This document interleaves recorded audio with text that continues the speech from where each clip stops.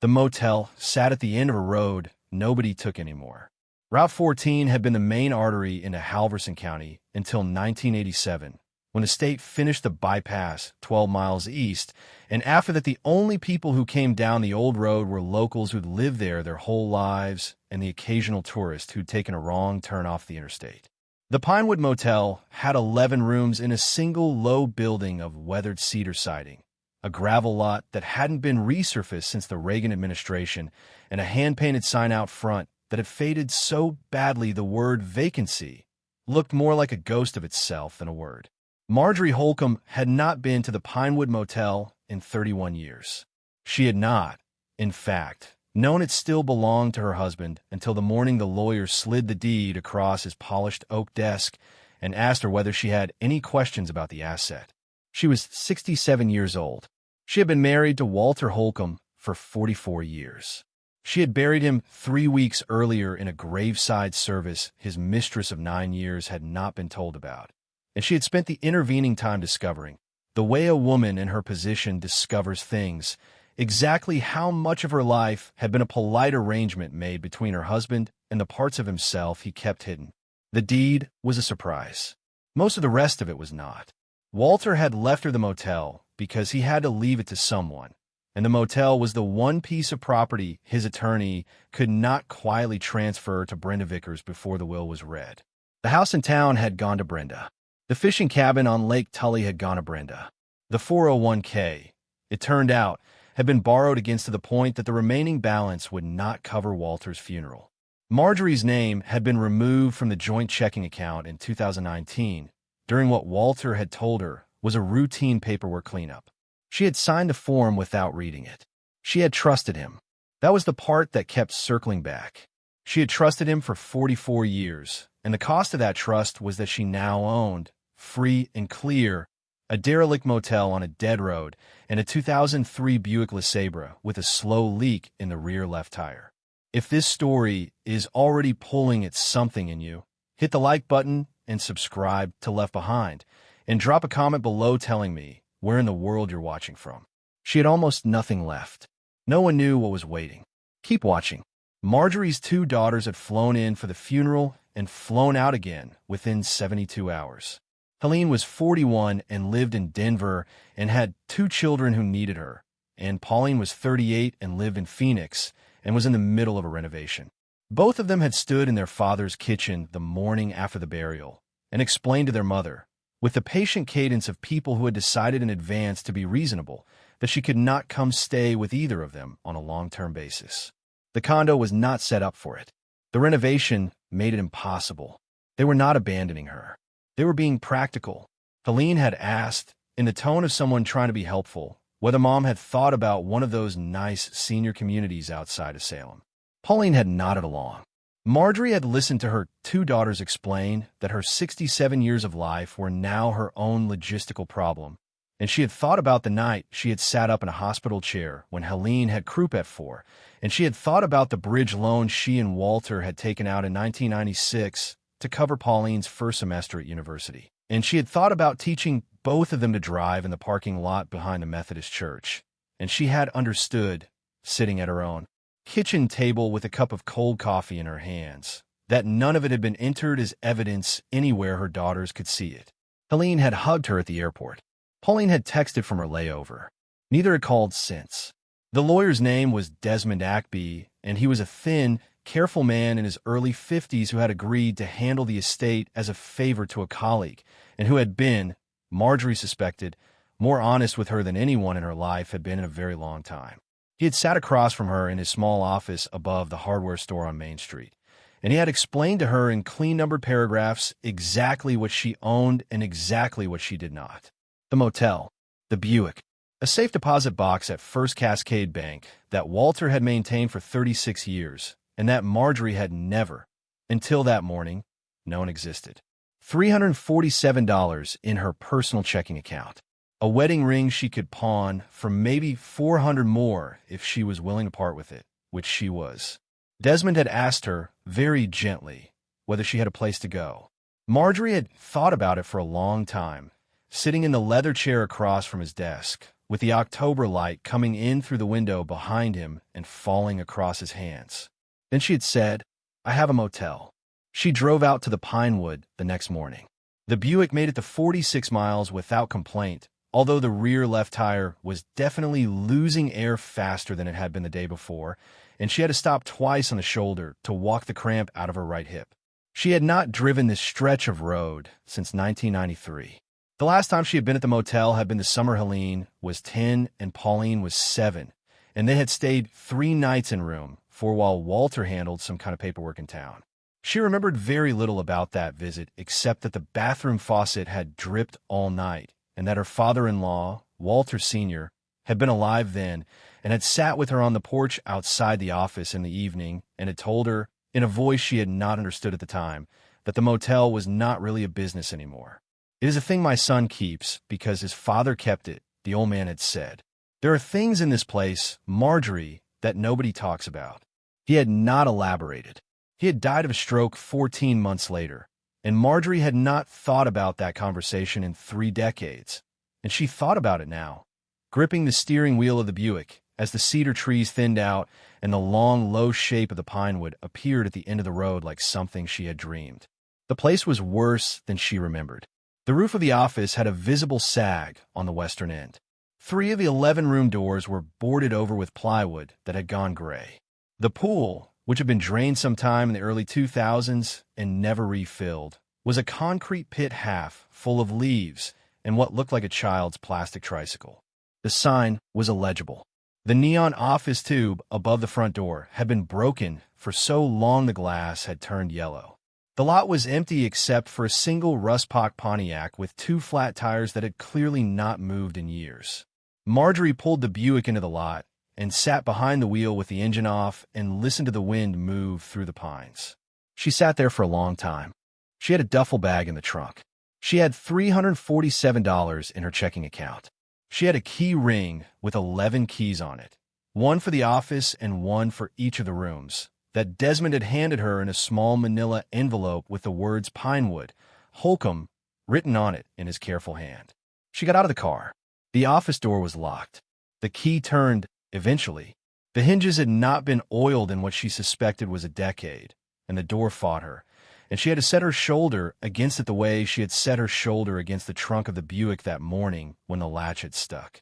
The door gave with a low groan, and a wave of stale air rolled out at her, smelling of dust and old paper and, very faintly, the kind of cold mineral smell that she associated, for reasons she could not immediately name, with rooms that had been closed for a long time. She stepped inside. The office was small.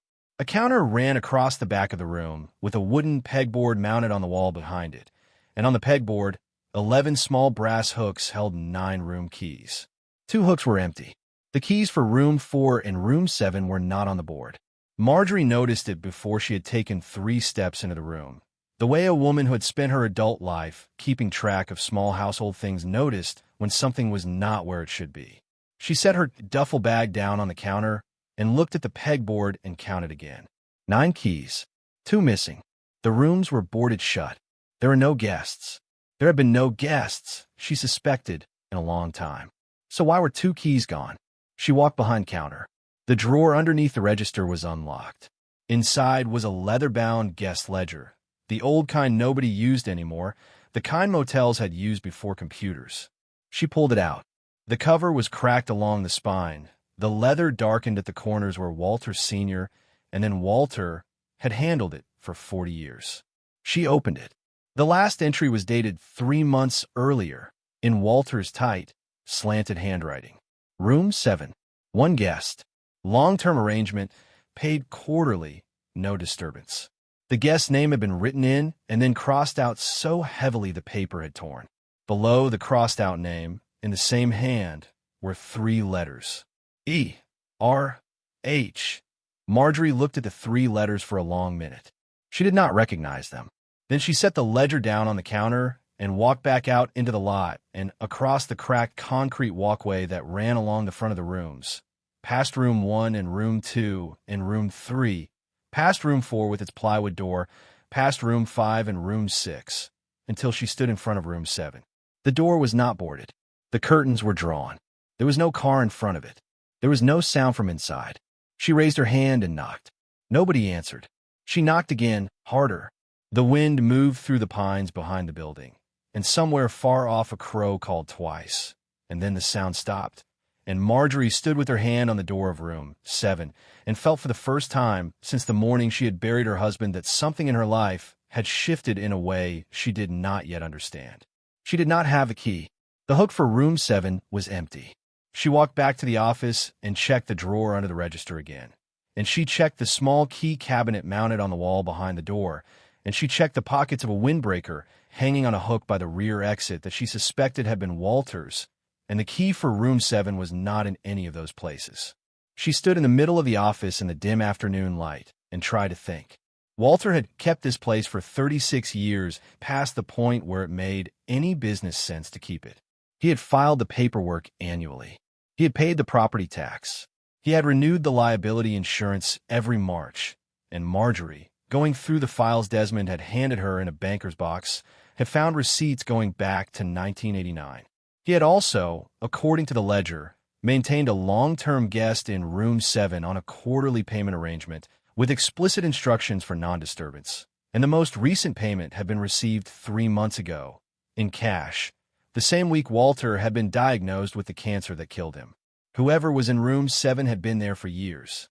Whoever was in room 7 had paid Walter directly, in cash, on a schedule. Whoever was in room 7 had been somebody Walter did not want anyone to disturb. Margery sat down on the wooden chair behind the counter, and she put her hands flat on the ledger, and she understood with the clarity that comes only to women who have been lied to for a long time and are finally, slowly, learning to trust their own perception that the motel was not actually the inheritance. The motel was the cover. Whatever was in room 7 was the inheritance. She slept that night in room 1. The bed was made up with sheets that smelled of mothballs and a wool blanket that had clearly been laundered at some point in the not-distant past, which was strange in itself, because the rest of the room she had peeked and had the abandoned look of spaces nobody had touched in years. Room 1 had been kept ready. The sheets were clean. There was a half-empty bottle of water on the nightstand. There was a bar of soap, unwrapped, in the bathroom. Walter, she thought, had stayed here. Recently. Often. She lay on the bed in her coat with the lamp on, and she listened. The walls were thin. She could hear the wind, and she could hear a branch knocking somewhere on the back roof. And once, around midnight, she thought she heard a door close, very quietly, somewhere down the row. She got up. She went to the window and parted the curtain. The walkway was empty. The lot was empty. The Buick sat where she had left it, the rear left tire visibly lower than it had been that afternoon. She watched the lot for a long time. Nothing moved. She went back to the bed, and she did not sleep, and at some point around 3 in the morning, she made a decision that the woman she had been 6 months ago would not have made. She got up. She put on her shoes. She took the spare flashlight from the office, and she walked the length of the building, all 11 doors, and she stopped at room 7, and she knelt down, and she looked at the gap underneath the door. There was light on inside. A thin, steady electric light. The kind of light a reading lamp makes when somebody has fallen asleep and left it on. In the morning, Margery drove the Buick into the small town of Halverson, 12 miles back the way she had come, and she went to the only locksmith listed in the phone book at the diner counter where she had stopped for coffee. The locksmith was a man named Cyril Beck, who was 73 years old and had, he told her without prompting, been the locksmith of the Pinewood Motel since 1979. He had cut keys for Walter Sr. He had cut keys for Walter. He looked at Margery across the counter of his small shop, which smelled of metal shavings and old coffee, and he asked her, in a voice that was not unkind, whether she was Walter Holcomb's widow. She said she was. He nodded slowly. He said, "I am sorry for your loss." Then he said, "What room?" Margery had not told him she needed a key. She had been preparing to explain. She had rehearsed it in the car. He had asked, "What room?" before she had said anything at all. She said, "Room 7. Cyril Beck looked at her for a long time.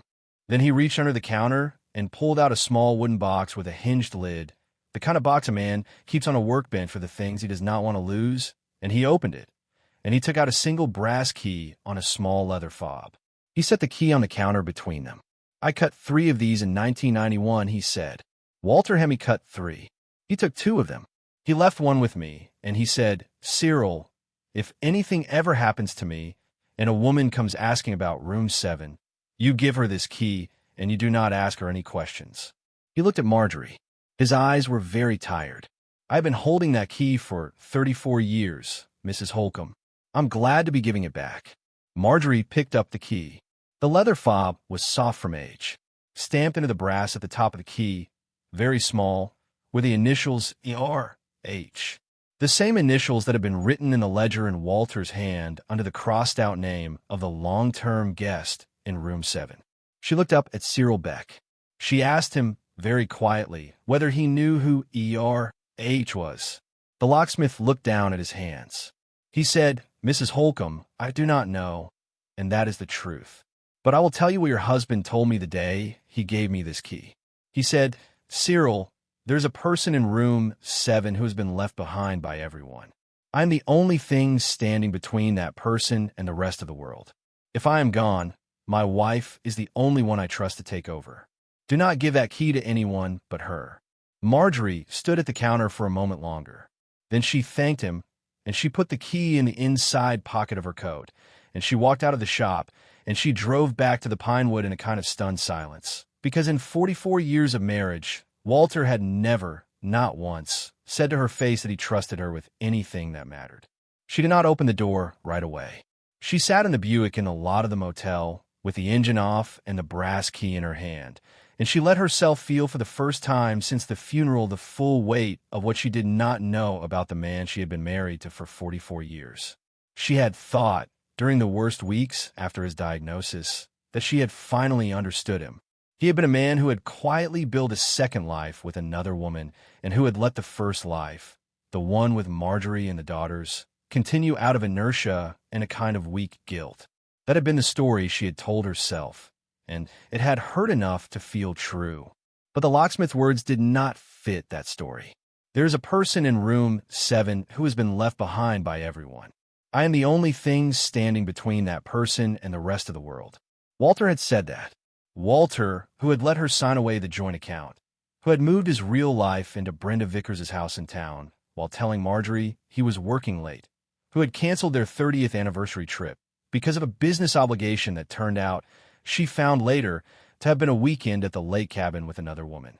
That same Walter had quietly, for 34 years, kept somebody alive in room 7 of a dying motel on a dead road, and had trusted only one person in the world to take over for him when he was gone, and that person was Margery.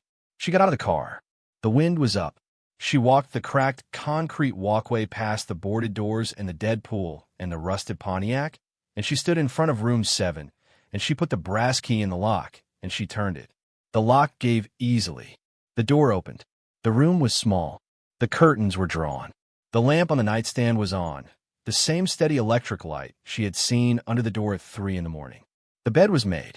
The room smelled faintly of old books and of a soap she had never used, and of something underneath both, a quiet, lived-in human smell, the smell of a person who has been in a room for a very long time. She stepped inside, and a voice spoke from the chair in the corner, very softly, in a register that surprised her with its clarity. The voice said, "You must be Margery. He told me you would come." Margery's hand was still on the doorframe. She had not seen the chair in the corner by the bathroom door until the voice came out of it. She turned her head, slowly, the way a person turns towards something they're not sure they are ready to see, and the lamp caught the side of the face she did not recognize, an old woman's face, narrow and very still, with eyes that had been waiting for a long time to look at her. The woman in the chair was perhaps 85. Her hair was white and pulled back into a loose braid. She wore a cardigan the color of a winter sky and a pair of corduroy trousers and slippers that had been mended along one seam. Her hands were folded in her lap, the way a woman folds her hands when she has decided in advance that she will be calm. She was small. She did not look frightened. She looked, Margery understood after a moment, the way a person looks when they have been preparing for a particular conversation for 34 years and have just heard the doorbell. The woman spoke again. She said, "My name is Esme Rowan Holcomb. I am Walter's mother." Margery did not move. She did not speak. The wind moved through the pines outside, and the lamp threw its quiet, steady light across the wall, and Esme Rowan Holcomb, who had been declared dead in a car accident in the spring of 1962 and buried under a granite headstone in the Halverson County cemetery that Margery had walked past on her way to her own husband's grave 3 weeks earlier, looked across the small motel room at her son's widow with an expression that was not triumph and not relief, but something quieter, and she said, "Please sit down. There's a great deal I need to tell you, and I do not have very much time." Margery sat down on the edge of the bed because there was no other chair, and because her legs had stopped trusting her somewhere around the moment the woman in the corner had said her own name. The bed was made tight, the way Walter's mother had taught him to make a bed when he was 8 years old, with the corners folded in the hospital style that Margery had never quite mastered in 44 years of trying. Esme Rowan Holcomb watched her sit down and did not say anything for a moment, the way a person who has been alone for a long time does not always remember, in the first minutes of company, that the silence has to be broken on a normal rhythm. Margery looked at her. The face was not Walter's face exactly, but it was the face of the woman in the photograph that had hung in Walter Sr.'s hallway for the entirety of Margery's marriage. The small oval portrait above the telephone table, the one the family had pointed to and said, "That is Walter's mother. She passed before he was old enough to remember her. We don't talk about it much." Margery had walked past that photograph for 44 years. She had dusted it twice a year for the last 30, after Walter Sr. had grown too old to keep the house and they had moved him in with them. She had never once thought to look closely at the date on the back, which she now suspected, sitting on the bed in room 7, would not match the date on the headstone in the cemetery if she were to go back and check. She finally said, "Walter told me you died in 1962. Esme nodded slowly. She said, "That is what the headstone says. That is what the death certificate says. That is what my husband told my son for 63 years. None of it is true." Margery waited. Esme folded her hands tighter in her lap. She said, "I left Walter Sr. in February of 1962 because he had been hitting me for 11 years, and the last time he had broken my collarbone in 2 places, and I understood that the next time he would kill me. I took my son in the car. Walter was 4. I was going to drive to my sister's house in Boise. I made it as far as the Cascades before the road iced over, and I lost control of the car and went off an embankment into the river. The car was found. My body was not. The sheriff at the time was a friend of my husband's. The death certificate was issued within the week. Walter Sr. buried an empty coffin and raised our son alone and told him for the rest of his life that his mother had loved him very much and had died on the way to visit her sister." Margery did not say anything. Esme looked down at her hands. She said, "I climbed out of the car. I walked 4 miles in the snow with a broken collarbone. I was found by a Basque sheep farmer named Iker Ordonez, who took me into his house and did not ask me any questions and let me stay through the spring while my collarbone healed. I never went back. I did not know how to. By the time I understood that my husband had told everyone I was dead, my son had already buried me. Going back would have meant explaining to a 4-year-old boy why his mother had abandoned him. I could not do that to him. I let him have the dead mother. It seemed kinder." Margery sat very still. She thought about Walter as a small boy. She had seen photographs. Walter Sr. had kept an album. There was one picture in particular, Walter at perhaps 5, sitting on a porch step in shorts and a striped shirt, looking up at the camera with a face that was not quite smiling. And Margery had asked Walter Sr. once who had taken that picture, and the old man had said, "I don't remember," and had changed the subject. Esme spoke again. She said, "I came back to Halverson County in 1991. I was 65 years old. My husband was still alive. My son was 47 and had 2 daughters and a wife I had never met. I had not laid eyes on Walter since 1962. I had read about him in the regional paper when his father retired from the city council.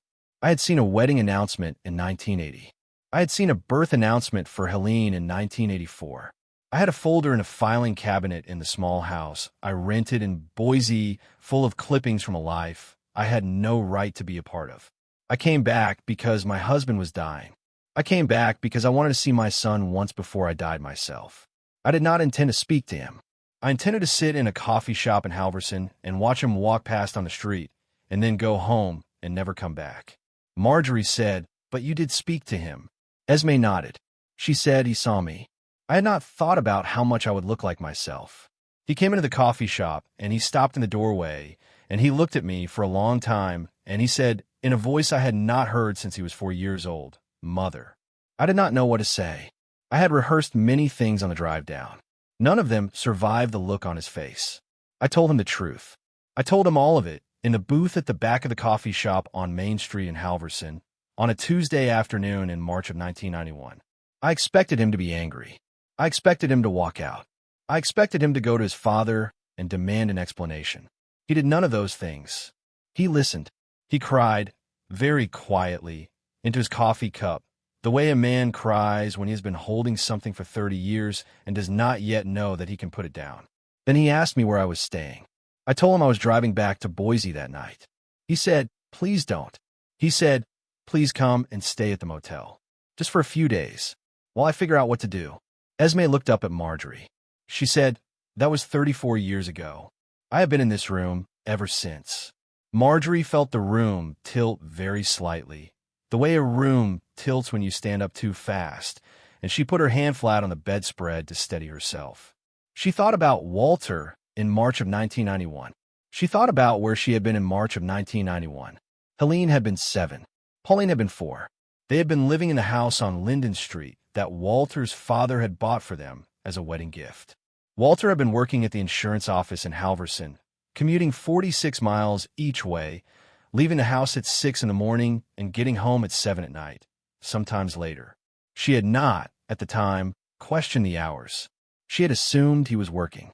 She thought now, sitting on the bed in room 7, about all the evenings Walter had not come home until nearly 9, about the Saturdays he had spent at the motel doing what he had told her was paperwork, about the way he had insisted, every year, on driving out to the Pinewood himself to check on the property rather than hiring someone, about the cash withdrawals from the joint account that had appeared on the statements every quarter for as long as she could remember and that Walter had explained when she had asked once in the late 90s as petty cash for the motel. Quarterly payments in cash for non-disturbance. Margery had been signing those withdrawals for 34 years. She had been paying for the upkeep of her own mother-in-law without knowing it. She said, very slowly, "Did Walter Sr. ever know?" Esme shook her head. She said no. "My son did not tell him. He did not tell anyone. He told me, the first week I was here, that if his father ever found out I was alive, his father would find a way to make me disappear again, and this time it would not be a car in a river. He said his father had hit him too, all the years after I'd gone. He said he had spent his whole life learning how to keep secrets from that man. He said he was good at it. He was good at it, Margery, for 34 years. He kept me alive in this room, and he kept it from his father, and he kept it from his daughters, and he kept it from you. And I have asked him 1,000 times, why did you not tell your wife?" Margery looked at her. She asked, "What did he say?" Esme was quiet for a long moment. She said, "He said, my wife is a good woman.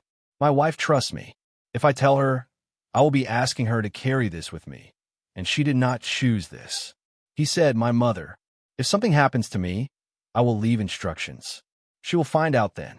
She will be angry with me, and she will have every right to be, but she will not have spent 34 years lying for me." Esme's hands were trembling, very slightly. She said, "He was wrong about that, Margery. He should have told you. I told him so. I told him every year. He was not a brave man in that way. He was brave enough to keep me here and not brave enough to share it with you. I'm sorry. I have wanted to meet you for 34 years. Margery did not cry. She had thought she might, sitting on the bed, but the tears had stopped coming somewhere around the morning of the funeral and had not come back. What she felt instead was a slow, careful rearrangement of every memory she had of her husband for the last 3.5 decades, a kind of quiet reshelving in which the canceled anniversaries and the late evenings and the cash withdrawals moved themselves from the column marked betrayal into a column she did not yet have a name for. Brenda Vickers was still in the betrayal column.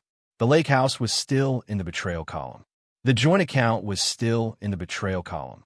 But the motel was not. The motel had never been. Walter had been a man who had built a second life with another woman, and he had also been a man who had kept his own dead mother alive in a small clean room on a dead road for 34 years. And Margery understood that both of those things were true and that they did not cancel each other out, and that she was going to have to find a way to hold them both. She finally said, "What do you need from me?" Esme looked at her with the expression of a woman who has been asked a question she had not expected to live long enough to hear. She said, "I am 85 years old. My heart is not strong. The doctor in Halverson, the only one who knows I am here, has been telling me for 2 years that I should be in a facility. Walter would not allow it. He said as long as he was alive, I would stay in this room, and he would take care of me, and nobody would know. He is not alive anymore. I do not know what happens next. I have a small amount of money. I have papers in a box under the bed. I have a son who is buried under a stone with the wrong dates on it, and a daughter-in-law I have never been allowed to know, and 2 granddaughters who have never been told I exist, and a great-grandchild I have only seen in photographs that my son used to bring me. Margery, I'm not asking you to take me in. I am asking you to help me decide what to do with the time I have left, because the only person who is making those decisions with me is gone. If this story has found its way to you, make sure to subscribe and turn on notifications so you never miss a new story from Left Behind. Your support is what keeps these stories coming, and there are so many more waiting to be told. Margery stayed in room 7 for 3 hours that first afternoon. They did not solve anything. Esme made tea on a small electric kettle she kept on the dresser, and they drank it out of 2 chipped mugs that had been in the room, Margery realized, since at least 1991. Esme showed her the box under the bed. It was a small wooden chest with a hinged lid, and inside were the papers she had been keeping for 34 years. A driver's license issued in Idaho in 1971 in the name Esme Ordonez, the surname of the Bass sheep farmer who had married her 2 years after he had pulled her out of the snow, and who had died of pneumonia in 1989 and left her a small house and a small bank account and the freedom to come back. A folded piece of paper with the date of her own funeral written on it in Walter Sr.'s hand, kept by Esme because she had been unable, all those years, to stop herself from collecting evidence of her own death. A wedding photograph from 1957, Esme at 22, Walter Sr. at 26, both of them looking at the camera with the careful smiles of people who had not yet learned what they were going to do to each other. And underneath all of it, a thick file folder of documents Margery did not at first understand. Bank statements, property deeds, investment records. The motel, it turned out, was not the only piece of property Walter had been quietly keeping. There were 3 others. A duplex in Eugene that Walter had bought in 1994 and had been renting at below-market rates to a woman who had escaped a violent marriage and her 2 children, and who had, Esme told Margery, been there for 19 years, and had paid off her own car and put one of the children through community college on what she had saved by paying Walter the rent he charged. A small parcel of forested land outside Bend that Walter had bought in 2002 specifically because there was a woman living in a trailer on it who had been about to be evicted, and Walter had bought the land and let her stay and had paid the property taxes himself for 23 years. A 2-bedroom house in Roseburg that Walter had purchased in 2009 and had quietly handed over to a young man whose mother had died and whose father had gone to prison and who had nowhere else to go. The young man, Esme said, was now 31 and was a paramedic. He sent Walter a card every Christmas. The cards were in the box under the bed, all 16 of them, kept because Walter had brought them out to read aloud to his mother every year on Christmas Eve. Margery looked at the file folder. She looked at Esme. She said, "He never told me about any of this." Esme said, "No, he did not tell anyone. He did not even tell me about all of them at once. They came out over the years, when something needed handling, when one of the tenants had a problem, when the property tax came due, and he needed to take cash out of the motel account to cover it. Margery, your husband had a quiet life that nobody saw. He had a noisy life that everyone saw, and I know about that one too, because he came in here drunk one night in 2017 and told me about Brenda, and he wept, and he said he did not know how to stop, and he said he had been doing it for so long that he had stopped being able to tell himself the truth about it. I'm not defending that part of him. He hurt you, and I will not pretend otherwise. But the man who hurt you is not the only man you were married to. There was another one, and he was also real, and the evidence of him is in this room, and I'm the last person alive who knows where it all is, and I am telling you because I'm 85 years old, and I'm tired, and I cannot carry it alone anymore." Margery left the motel that evening and drove back into Halverson and checked into the only other place to stay in the area, a small bed and breakfast above the diner, because she could not face room 1 again that night. She sat on the edge of the bed in the small upstairs room, and she looked at her hands, and she thought about her 2 daughters in Denver and Phoenix, and she understood that she could not tell them yet. Helene would not believe it. Pauline would call a lawyer. Both of them would, in the way of children who have been raised to think of their parents as figures rather than people, want to dismantle the situation in the name of being practical. And the situation could not afford to be dismantled because there was an 85-year-old woman in room 7 who had been waiting 34 years to be looked at. And there were 4 other people scattered across Oregon who depended on quiet arrangements that Walter had made, and that would all fall apart the moment a probate court got involved. Margery understood, sitting on the bed in the small upstairs room, that her husband had not just left her a motel. He had left her job. The job had been his for 34 years. The job was hers now. She could refuse it. She could go to Desmond Ackby in the morning and put the whole file folder on his desk and let the law sort it out, and the law would sort it out the way the law sorts things out, which is to say it would sell the duplex in Eugene out from under the woman who had been paying off her car there, and it would seize the land in Bend and evict the woman in the trailer, and it would liquidate the house in Roseburg, and it would put Esme Rowan Holcomb into a state facility, and Walter's quiet life would die with him. She could do that. She had every right to. She had been lied to for 34 years, and there was a powerful argument that the people Walter had been quietly helping were not her responsibility, and that the woman in room 7, however sympathetic, had also been complicit in the lie, and that Margery Holcomb at 67 years old did not owe any of these people anything. She thought about it for a long time, sitting on the bed in the dark, and she understood that she was going to do the job. Not because she owed it to Walter. She did not, and she was clear about that. But because the woman in the duplex in Eugene had a child in college, and the woman in the trailer outside Bend had been there for 23 years, and the young man in Roseburg sent Christmas cards, and Esme Rowan Holcomb had spent 34 years in one room, because the only person who had ever come back for her was now gone, and Margery had spent 44 years being the kind of woman who took care of things, and she did not know how to stop being that woman. And she had decided, sitting on the bed, that she did not want to stop. The difference was that this time, she was choosing it. She drove back out to the Pinewood the next morning. She brought groceries. She brought a thermos of coffee. She brought a small notebook from the drugstore in Halverson, the kind with a hard cover and lined pages, and she sat down at the desk in the office of the motel, and she opened the notebook to the first page, and she began to write down everything she now knew. The properties, the tenants, the dates of payment, the names, the amounts, the keys. She wrote for 3 hours. Her handwriting was not as neat as Walter's had been, but it was clear, and by the time she had finished, she had a full ledger of her own, in her own hand, of every quiet arrangement her husband had made in the 34 years she had not known about. She closed the notebook. She walked down to room 7. Esme was awake. She was sitting in the same chair, in the same cardigan, with her hair freshly braided. Margery sat down on the bed. She said, "I'm going to keep the motel. I'm going to keep it open. I'm going to put your name back on the property, the real one, Holcomb, because that is your name. I'm going to talk to a lawyer in Eugene who is not connected to anyone in this county.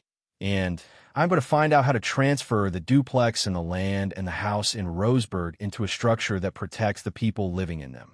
I'm going to tell my daughters about you when I'm ready and not before. I'm going to tell them about the others when I am ready. And I'm going to need your help because you have been doing this work with my husband for 34 years, and I have been doing it for 48 hours, and I need to learn what you know." Esme looked at her for a long moment. Then she said, very quietly, "Thank you, Margery." Margery said, "Do not thank me yet. We have work to do, and I do not know how much time we have." The first letter arrived 3 weeks later. It came in a plain white envelope, addressed to Mrs. Walter Holcomb, in a handwriting Margery did not recognize. She opened it sitting at the desk in the motel office, with a cup of coffee at her elbow and the sound of Esme's small electric kettle whistling faintly down the row in room 7, where she had walked over that morning and fixed a loose hinge on the bathroom door. The letter was one page. It was typed. It was not signed. It read, "Mrs. Holcomb, I understand you have come into possession of certain properties belonging to your late husband. I am writing on behalf of an interested party who has been in discussions with Mr. Holcomb for some time regarding the disposition of these properties. We understand that the loss of your husband has placed you in a difficult position, and we wish to make this transition as smooth as possible. We are prepared to offer fair market value, plus a generous additional consideration for the entire portfolio, including the motel on Route 14, the duplex in Eugene, the parcel outside Bend, and the residence in Roseburg. We can have paperwork drawn up within the week. Please contact the number below at your earliest convenience." Margery read the letter twice. There was no number below. The bottom of the page was blank. She turned the envelope over. There was no return address. She held the letter in her hand, and she thought about the fact that whoever had sent it knew about all 4 properties, and that nobody but her Esme Desmond Ackby and the 4 tenants themselves were supposed to know about all 4 properties, and she understood with a slow, cold clarity that someone had been watching Walter for a long time, and that Walter's death had not ended the watching. It had only changed who was being watched. She set the letter down on the desk. She picked up the phone. She called Desmond Ackby in Eugene, and she said, "Desmond, I need to come and see you, and I need to come tomorrow." Desmond Ackby read the letter twice and set it down on his desk. He recognized the watermark, 3 interlocking circles, as the mark of Cresswell Holdings, a Portland acquisition company that had tried to buy the Pinewood from Walter 3 times and been refused each time. The last refusal had come 18 months before Walter's diagnosis, after Brenda Vickers had quietly reached out to Cresswell on Walter's behalf to express interest in selling. Walter had written across that letter in red pen, in shaking handwriting, the words, "She does not speak for me." He had left Margery the motel because he had trusted her with his mother. He had not trusted Brenda. It did not redeem him, but it was a fact, and Margery let it be a fact and did not try to make it mean more or less than it meant. Desmond proposed a charitable land trust. The 4 properties would transfer in. The current tenants would become protected beneficiaries. Once the assets were inside, no one could sell them, not even Margery. Cresswell could offer any sum, and it would not matter. The transfer took 7 weeks. Cresswell sent 2 more letters during that period, the second one naming the woman in the Eugene duplex by name, and Margery's hand shook for the first time since the funeral. Desmond drove out to the Pinewood that afternoon with a notary, and they signed the final paperwork 3 days ahead of schedule. The next letter from Cresswell was short. "We understand the properties have been placed in a charitable trust. We wish you well." Margery folded it and put it in the drawer under the register, on top of Walter's old guest ledger, and she did not think about Cresswell again. She told her daughters at Christmas. She did not soften any of it. She talked for 2 hours. Helene cried. Pauline asked careful questions, and at the end said, "Mom, I want to meet her." They drove up in February with the children. Esme came out of room 7 in her cardigan, and Helene crossed the parking lot and stopped 6 feet away, and after a long moment said, "Hello, I am Helene. I am your granddaughter." Esme said, "I know.